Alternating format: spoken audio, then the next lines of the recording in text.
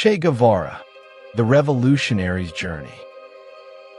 In the mountains of Bolivia, October 1967, a wounded man sits against a schoolhouse wall. His clothes are torn, his hair unkempt, but his eyes still burn with defiance.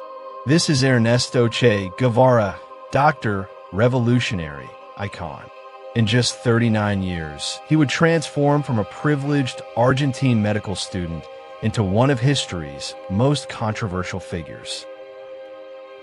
Born Ernesto Guevara de la Serna in 1928 in Rosario, Argentina, he came from middle-class comfort. His father was an architect, his mother from an aristocratic family. But young Ernesto was different. Asthma plagued his childhood, yet he refused to let it define him, a pattern of defiance that would shape his entire life. At 23, while studying medicine, Ernesto embarked on a journey that would change everything. With his friend Alberto Granado, he set off across South America on an old Norton motorcycle they called La Poderosa, the Mighty One. It was 1952, and this wasn't just a road trip, it was an awakening. From Argentina through Chile, Peru, Colombia, and Venezuela, Ernesto witnessed poverty that his textbooks never described. He saw copper miners with lungs destroyed by silicosis, indigenous peoples stripped of their lands, and a continent where American corporations grew rich while locals starved. The privileged medical student began to die, and something else was being born. I knew that when the great guiding spirit cleaves humanity into two antagonistic halves, I would be with the people, he would later write. But first, he had to finish medical school. Dr. Ernesto Guevara graduated in 1953, but the stethoscope would soon give way to something far more dangerous.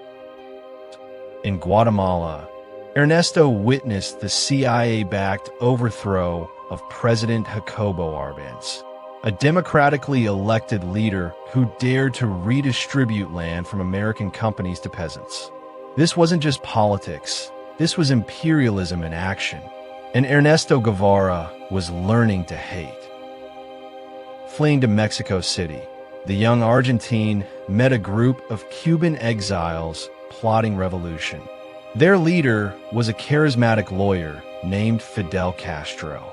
In Fidel, Ernesto found someone who shared his rage against injustice. In Ernesto, Fidel found a brilliant tactical mind and unwavering commitment.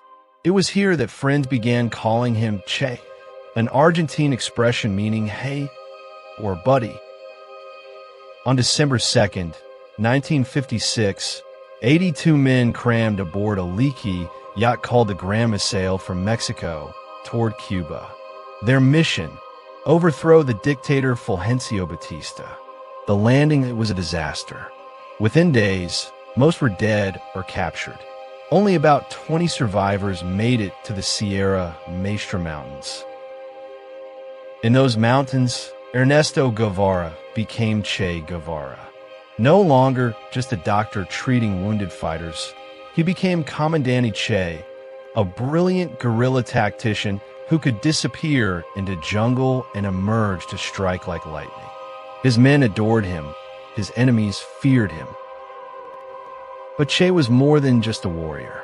He established schools in liberated territories, taught peasants to read, and administered revolutionary justice with an iron fist. This duality, the intellectual who could quote poetry and the commander who could order executions without hesitation, would define him forever. January 1st, 1959. After 2 years of guerrilla warfare, Batista fled Cuba. The revolutionaries had won, as crowds celebrated in Havana streets. Che Guevara faced a choice that would haunt him.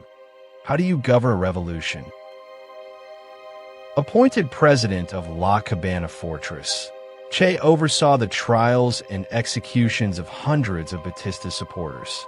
To send men to the firing squad, judicial proof is unnecessary, he declared. To supporters, this was revolutionary justice.